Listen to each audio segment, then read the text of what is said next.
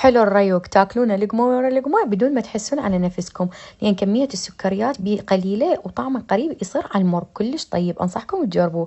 ناخذ بسكت شمال 2 كبار نطحنهم، ومن تتعبي ايديكم حولوا على الطاحونة. راح أخليهم بالبايركس وأخلي عليهم 3 ملاعق كبار من الكاكاو البودرة المر، وراح أخلي عليه 3 ملاعق كبار من الحليب فجر، وإصبع كامل من الزبدة، زبدة بالقشطة أفضل. وبديت أخلطهم، وباقي يعني فصلت الخليط نصين، نص خليته بالبايركس رصيته ونص لا. أخذت 3 علب من القشطة كالة، وخليت عليهم 6 مربعات من الجبن كيري، ونص ظرف من الكريم شانتيه، و3 ملاعق كبار من الحليب فجر، وربع كوب من المي، وخلطتهم لحد ما صار عندي سائل.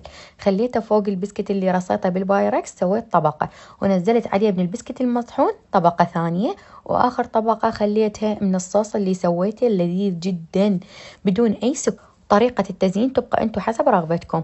أنا زينته بالكاكاو الأبيض والمر، وتبقى هم حسب رغبتكم أنتم. إذا عجبكم الفيديو سووا لايك وتعليق وحركة اكسبلور أهم شي، وتخلونه بالثلاجة 3 ساعات، وبعدها تاكلونه وبألف عافية علينا وعليكم.